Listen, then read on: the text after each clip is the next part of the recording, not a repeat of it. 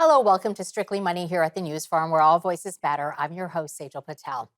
There's more evidence that China's strict COVID-19 measures is taking a greater toll on its economy. Recent data shows that the country's services sector contracted, this coming at a time when economists are warning that China's property crisis is worsening and could have global ramifications. Elaine Dezenski serves as the senior director at the Foundation for Defense of Democracies, and she joins me now with her insights. Elaine, great to have you on. Thanks, Nigel. Great to be here. So, Beijing's COVID prevention measures are inflicting a lot of economic damage, and yet there's no sign of easing restrictions. So, my question is, how are they viewing COVID? Because it seems to be very different from how the West is viewing COVID now. Yeah, I think that's right. It really is a question of vulnerability of their population. So uh, the issue that is really driving this vulnerability is their vaccine and the efficacy of the Chinese vaccine. They are not importing vaccines from other parts of the world, so they're not using Pfizer, and some of the others that we've used in the US and of course in Canada. And unfortunately, the efficacy of the Chinese vaccine is really not as good.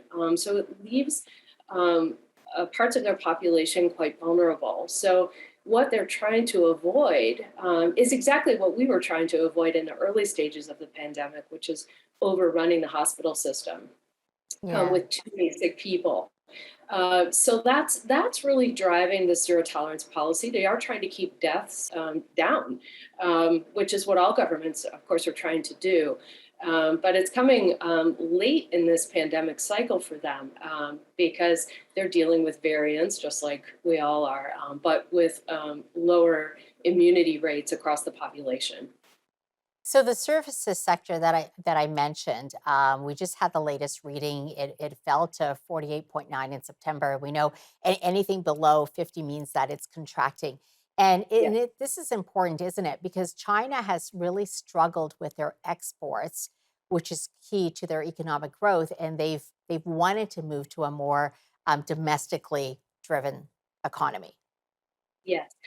Yeah, this is really the big question for the Chinese economy. So right now we have a bit of a well, it's kind of a perfect storm with the impact of the COVID lockdowns on production and supply chains, slowing global growth, which is also of course linked to the remnants of COVID, and then this challenge within China to move from what has been an export driven boom to their economy for many, many years towards consumption, a consumption based economy like we are here in the US and in Canada.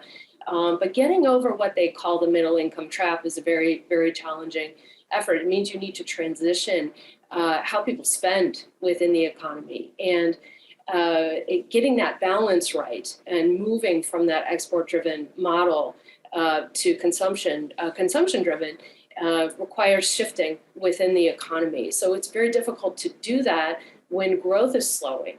And China is really relying on a strategy of using technology to help them do that. Mhm. So trying to boost production and ultimately boost growth by achieving self-sufficiency, particularly in certain areas of technology.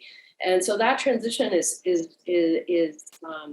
working more slowly than they would Yeah. like, and it's certainly not helped by what's happening in the property market. So there are a lot of factors that are influencing this environment, but overall, it's one of slowing growth, and that's a big challenge for Beijing. Okay. We only have about 45 seconds left until the commercial break. I know the World Bank and a number of economists have slashed their forecast to about 3% or lower. In your mind, is anything working for them, though, right now? Well, I think we have to look at the long-term picture. They look long-term, and so do we. Yeah, they're definitely facing some headwinds right now, and it's going to be painful, probably for the next few years. But having said that, they've still made massive headway in terms of moving many people out of poverty, they have growing political influence and economic influence around the world. So slowing growth in China doesn't mean that they won't be an influential player going forward. Okay, we're going to take a quick break and a lot more to unpack here. So stay with us. We'll be right back.